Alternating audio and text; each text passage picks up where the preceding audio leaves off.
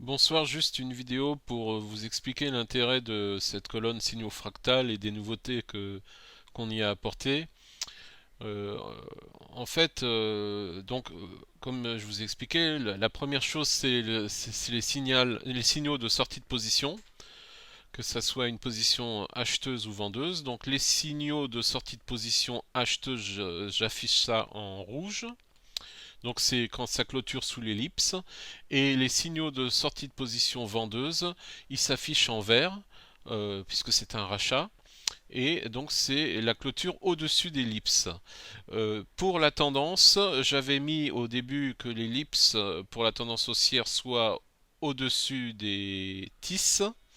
Et pour la tendance baissière, que l'ellipse soit en dessous des tisses. J'ai changé, j'ai pris les mâchoires. Comme ça, il y a plus de chances qu'on soit dans une tendance baissière pour ces signaux de sortie et dans une tendance haussière pour les signaux de sortie.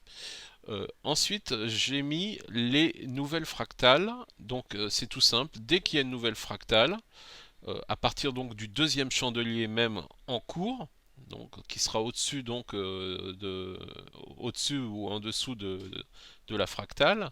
Alors il y a marqué nouvelle fractale et donc rebond haussier possible ou rebond baissier possible. Alors c'est pas parce que on a une nouvelle fractale que forcément il va y avoir un rebond.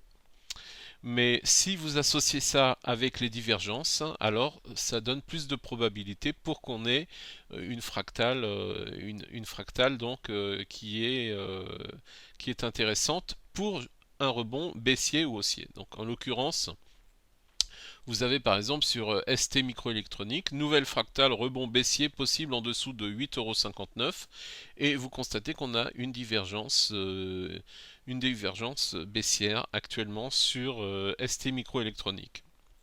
Donc voilà l'intérêt, c'est d'être prévenu assez tôt. Alors vous allez me dire, il y a la divergence, oui, mais voilà, c'est un élément en plus. Et surtout, si par exemple vous n'avez pas de divergence, mais par exemple que vous voyez on a atteint les 161,8 par exemple de retracement externe et vous considérez que c'est un niveau de potentiel reversal zone, ou alors vous êtes un peu familiarisé avec les harmoniques patterns et vous vous rendez compte qu'on est proche d'un point D, et voilà, nouvelle fractale, proche d'un point D, bon, bah, c'est un signal de retournement. Rien que ça, c'est un signal de retournement. Alors, vous pouvez attendre ensuite un Ikinashi qui devient rouge. Vous pouvez attendre la fractale de vente aussi pour confirmer.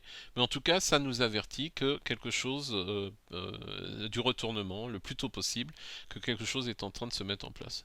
C'est pour ça que j'ai eu l'idée donc de mettre les nouvelles fractales qui apparaissent et ce qui peut en découler.